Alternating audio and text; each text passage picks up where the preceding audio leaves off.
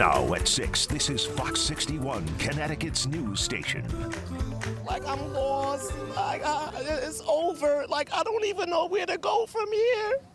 I don't know. Every day is harder. People say it gets easier, but it gets harder and harder waking up knowing my baby is not here. I can't eat. I can barely sleep.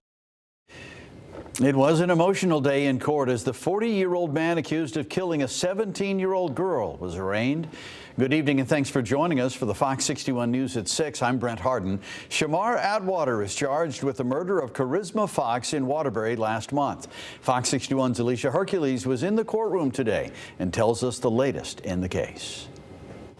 There was a lot of emotion both in and out of the courtroom as Charisma Fox's loved ones laid eyes on her alleged killer. Do you understand you're ready, sir? Ella Saunders, Fox's mother, broke down outside of the courtroom after seeing her daughter's alleged killer. I'm hurt. I'm lost. Like, he took my baby. Like, that was my baby. She was not but 17 years old. 40-year-old Shamar Atwater was arrested by the Waterbury Police Department for the murder of 17-year-old Fox. Police say she was shot and killed during a disturbance on Willow Street on July 11th. Fox's mother says she was trying to stop a fight when she was killed. And she was just trying to break up an argument. She was trying to diffuse the argument. And he took my baby life. Like, he shot my baby and, like, killed my baby. Like so heartless and weak. During the court proceedings, several people began arguing in the gallery. One person was even arrested. Tensions erupted as Atwater appeared to turn and smile at Fox's loved ones before exiting the courtroom. Fox's family and friends came to the courthouse wearing T-shirts with her face on it. Outside the courtroom, Saronda Saunders, Fox's aunt, spoke about the kind of person Fox was. She was an awesome kid. She was bright. It's not right. Her mother now reflects on all the things her daughter will never get the chance to do. She had a whole life ahead of her last year in school. Talking about her prom, like she would never get to go to. Atwater is being held on $3 million bond and is expected back in court on August 13th. He is facing several charges, including murder. In Waterbury, Alicia Hercules, Fox 61. New developments tonight in Hartford, where police have arrested 2 more people in the shooting and stabbing at a funeral last May. Kendra Fawcett and Courtney Hawkins are behind bars right now. Investigators say the 2 played a part in the violent incident at Gospel Lighthouse Apostolic Church. We're told a fight escalated and weapons were involved. It started as a fight between family members on the morning of May 9th. Officials arrested Joshua Smelly a day after the incident. It's still unclear when Fawcett and Courtney will be in court, and police have not told us what they've been charged with. All right, now search teams in Westbrook just packed up for the 4th day. They've been looking for a missing man. Friends and family tell us they haven't heard from the 38-year-old in almost a week now. Officials tell us a paddler found an overturned canoe on the banks of Messerschmitt Pond Friday night. Multiple agencies have been working tirelessly to find the man. So let's check in now with Fox 61's Raven Blue, who's been at the pond all day today with the search crews. Raven, what have you found out? Yes, I'm here in Westbrook where the 4th day of searching for the missing man has ended. Crews just left here maybe about 30 minutes ago. I'll step out of the way so you can take a look at the area where they were just finishing up looking. If you look over on the other side of the dam, that bank over there is where they were looking for the missing man. Sonar boats detected something. Divers went in, but they did not find anything, so they ended their search.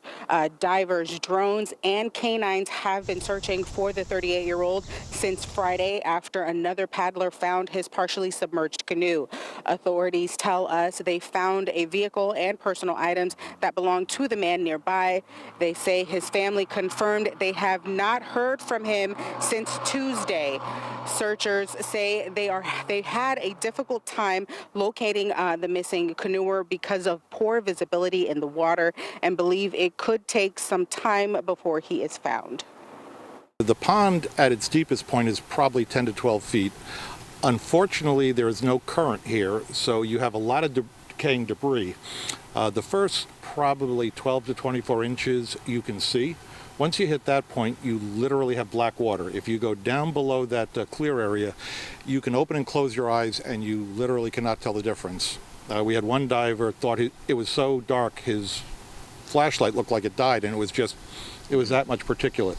So all the decaying matter, it just makes it like you're swimming in a cup of hot chocolate. And before they ended their search, Taftville Fire Department joined in with their dive team. Griswold was also here helping out, looking for the missing canoer. But unfortunately, they ended their search before maybe about 5:30, looking for the man. They will be back out here tomorrow for a 5th day looking for the missing gentleman. Hopefully they will find him. They say that maybe if they don't find him, maybe by noon, they may end their search entirely. But hopefully they will find this missing canoer and bring him back to his family. We will have more updates on air and online as we learn more. For now, live in Westbrook, Raven Blue, Fox 61.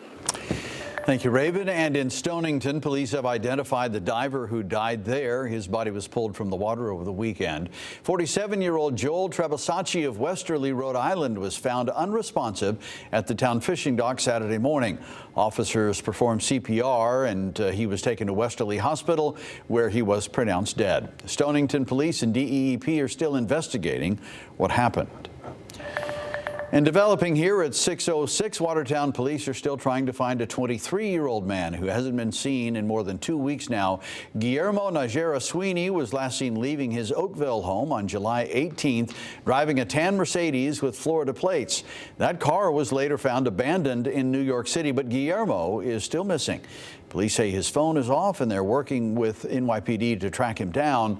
Call Watertown Police if you know anything. All right, time for a check on the forecast now with meteorologist Sam Sampiri. After the week we had last week with weather impact alerts and heat and humidity and all the rain, nice to know things will be a little more smooth sailing this week, Sam. That's right, Brent. It is a good week for vacations around here across all of New England. And there is a caveat. One thing is we have a smoky sky, hazy sky.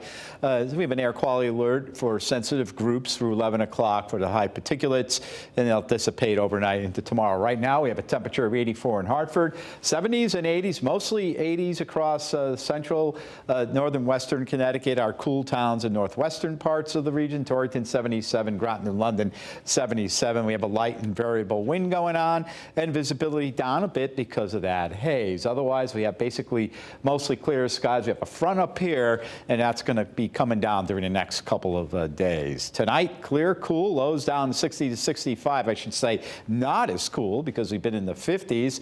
And then tomorrow, there is the chance for maybe a shower early afternoon. But other than that, don't cancel any outdoor plans, especially by your pool. Temperatures in the 80s. Once again, I'll be back in a few minutes. We'll detail the rest of the week, and we'll talk about that shower chance and what you can expect as we head towards the upcoming weekend. Brent? All right, Sam, thank you. A man was flown to the hospital after he crashed yesterday in Old Lyme, and it's unclear how he's doing tonight. State police say a driver was traveling on McCurdy Road around 5:30 yesterday afternoon. He ran off the road and crashed into a mailbox.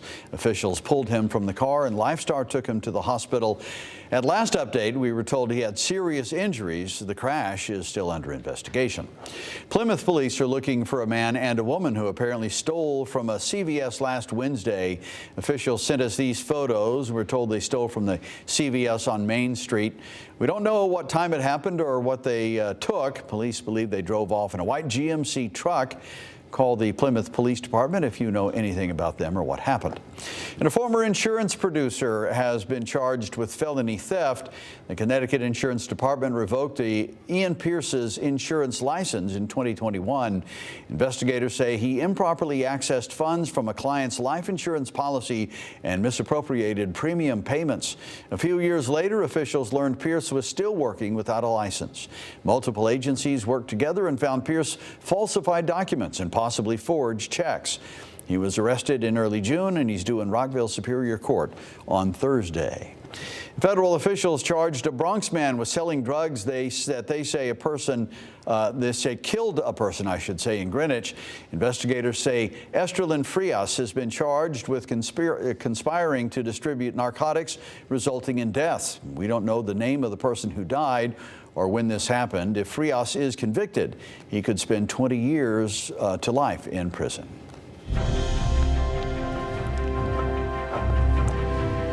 Well, Connecticut leaders say President Donald Trump's latest executive order overly simplifies the homelessness epidemic. President Trump signed an order last month that would remove people from living on the streets, possibly by committing them for mental health or drug treatment without their consent. The order prioritizes grants to states that enforce bans on open drug use and street camping. Data shows only about 30% of those experiencing homelessness in Connecticut report serious mental illness. Lawmakers say the vast majority are facing poverty, housing shortages, and systemic inequality. Leaders also say the tariffs that are set to take effect Thursday will make personal finances worse. Homelessness is not criminal. Seeking community is not criminal. Poverty is not a crime. But let me be clear. Connecticut can do better, and we will. We have led our country in this work for many, many years, and now it is time to do it again, compassionately and collaboratively. Shelters say the answer to eliminating homelessness is creating more housing and support services with specialized medical treatment. Fox 61 reached out to state Republicans for a statement, and we're waiting to hear back.